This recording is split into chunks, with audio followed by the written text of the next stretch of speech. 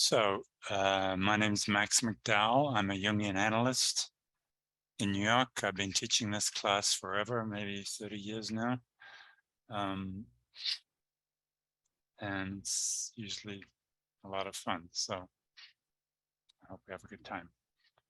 So I'm going to introduce, today will be a little different because I'm going to take some time to introduce the class. After today, we'll just immediately start working on a dream.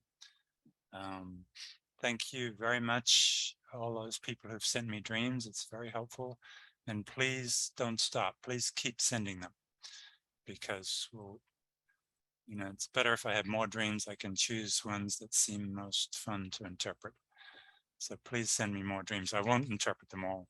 We won't have time, but I'd like to have some to choose from. So those who haven't sent me any dreams yet, please try to. And they should be from a friend or a family member or a patient, not your own dreams.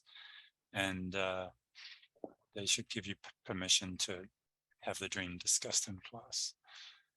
And also, when you do send the dreams, please only tell me in your email of the dream, only tell me the age and gender of the dream and no other information about the dreamer except those two things. If you forget to tell me those two things, doesn't matter, we can ask, but if you tell me other things, then I can't not know them. So please don't put any other information on the email about the dreamer. So I'm going to just talk about dreams and what this class does first. Dreams seem to be composed in a universal language of sensory images. They're almost entirely nonverbal. Sometimes there's a sentence or two in a dream, but the dream is constructed and composed out of images rather than words.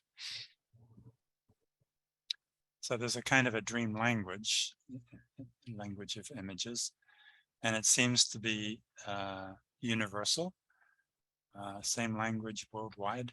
As far as we can tell, the same language throughout history. And it's also the same language as is used in mythology worldwide and throughout history, as far as we can tell. And there's evidence that the same use of imagery was going on in prehistoric times too, based on cave paintings and cave carvings. It seems like the same language was operating because we can recognize some of the same symbols in a cave painting as we see in a modern dream. And same with myths. What this class is doing is something that I only really understood myself quite recently. We're generating actually scientific experimental evidence for this language, and experimental evidence that we can decipher it correctly. So that makes this class more meaningful and exciting than I had realized, because I don't know of any other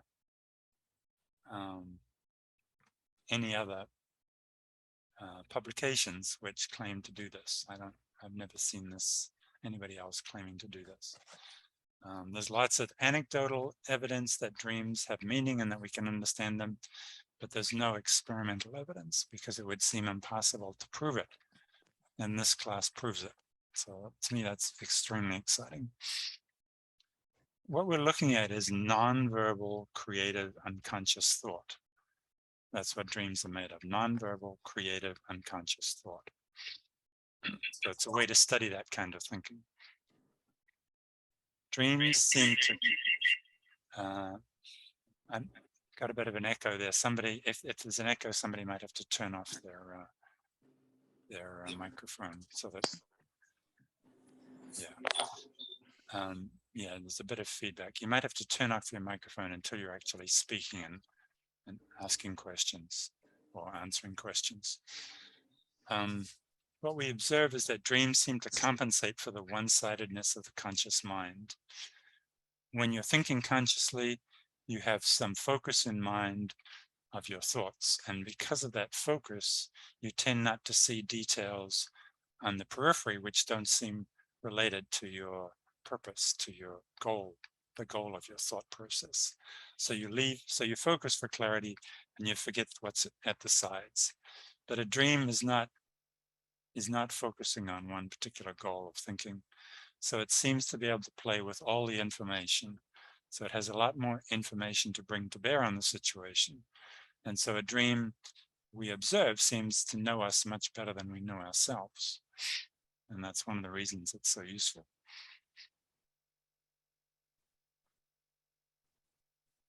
And as far as we can see, one major purpose of dreams, perhaps the major purpose, is to help the personality to develop.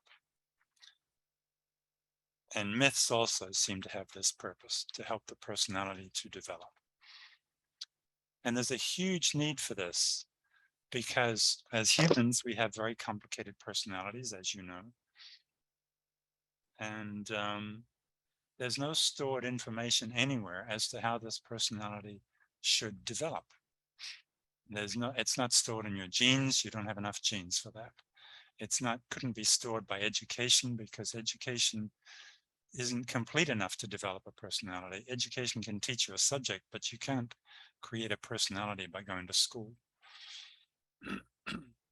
And you learn personality from your parents, but it's limited by what your parents think to teach you or have to teach you. So there's a huge need for help in developing personality. And the unconscious seems to be helping by providing dreams.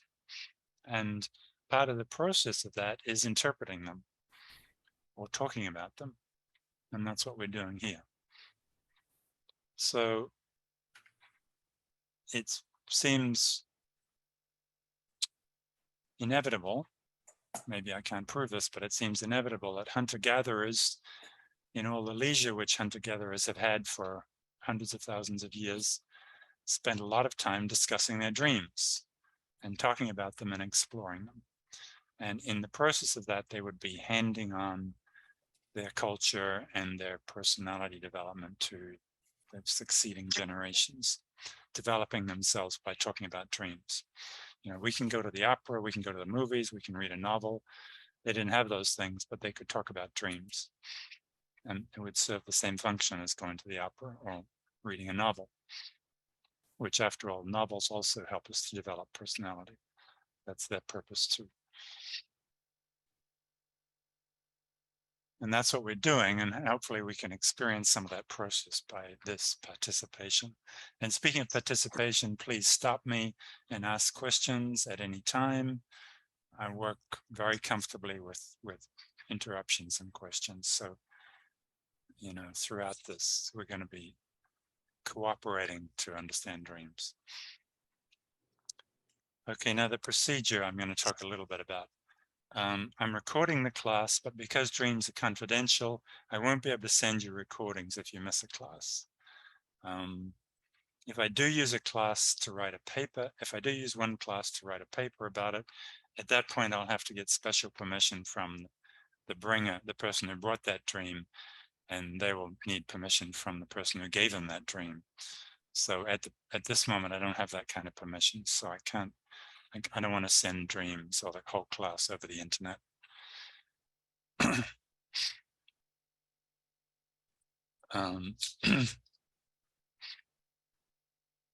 While we're interpreting, I would ask the bringer not to say anything to us, not to participate in the interpretation, and also to turn off your video camera. If you brought the dream, please turn off your video camera when we're interpreting so that there's no possibility of even nonverbal communication as to how you feel about the interpretation.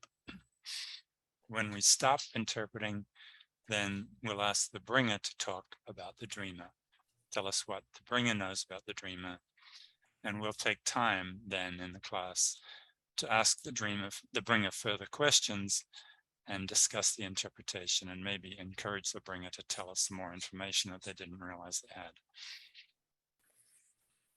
This method originated with Jung and was developed by von Franz in Switzerland with Jung.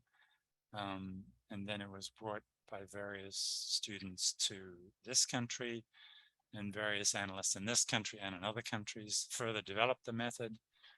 The method was synthesized by Edward Whitmont in New York. He and Sylvia Pereira have written a book about the method, describing the method in detail. It's not an easy book to read, but it does have a lot of detail about the method. I've used it. I studied with Whitman for 5 years myself because I wanted to learn what he was doing. It took me a long time. And since then, I've been using this method and I've developed it further myself. And I'll try to show one of the things I've developed.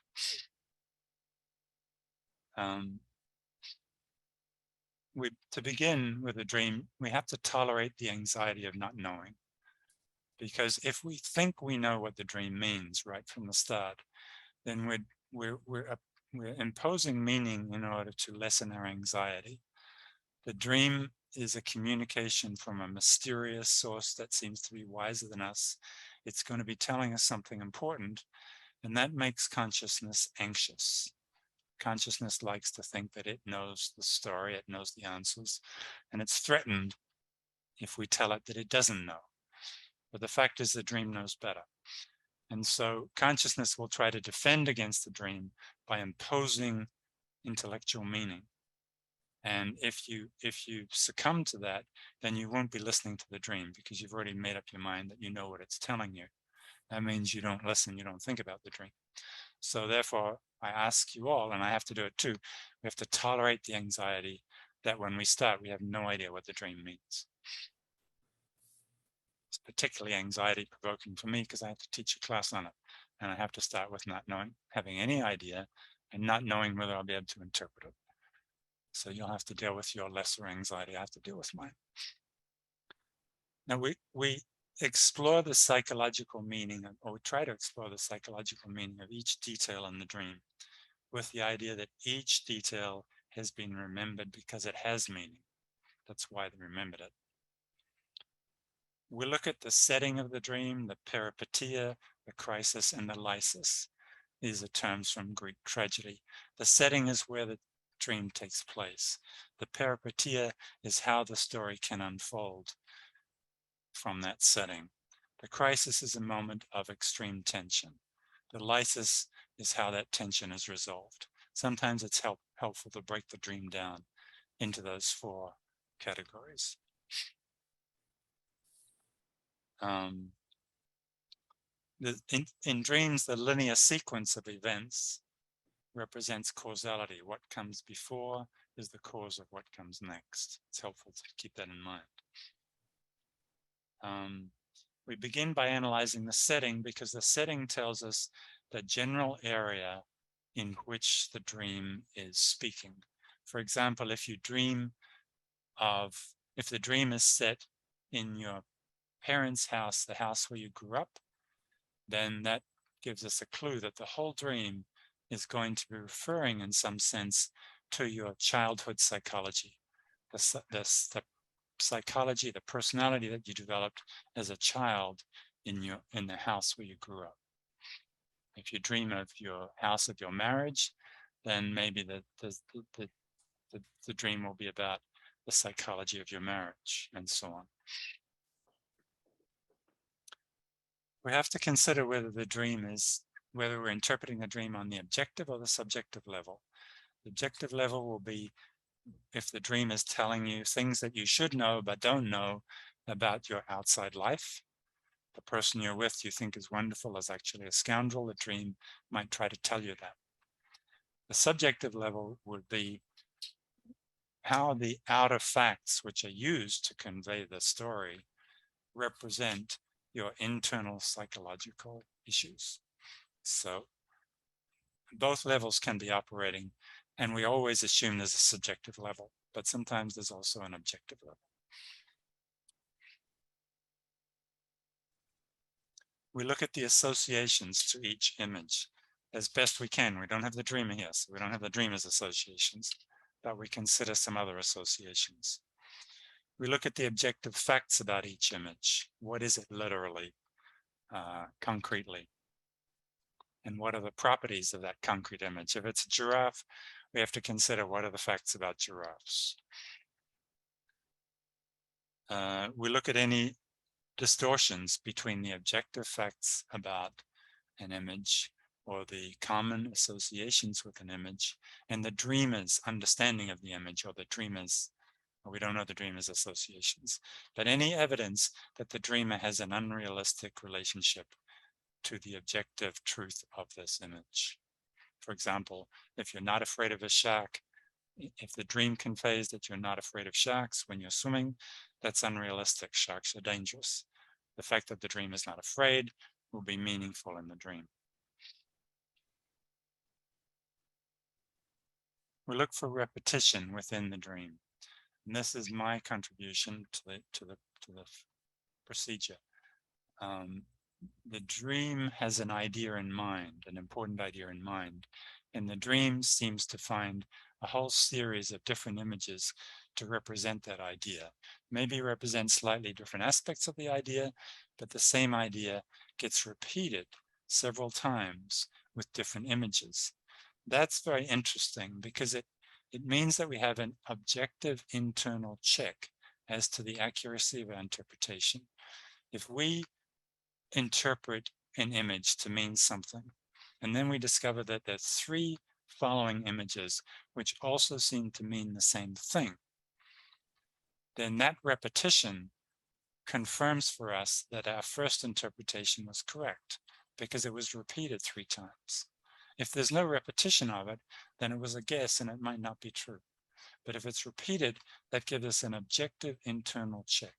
And I'm very interested in figuring out what we objectively know, as you will see. Once we've gone through all the images, then we try to formulate the images into a story. And then we ask why this dreamer is having this dream now. The fact that we do not have the dreamer's associations and that we do not know anything about the dreamer's life forces us to ask much more carefully, what is the dream itself trying to tell us? Because if we know the associations, we can cheat, we can use the associations. If we already know the story of the dreamer's life, we can use that to interpret it, and that means we don't have to look so carefully at the dream. With this process, we have to look very carefully at the dream, and that's the power of the process. So, questions, comments?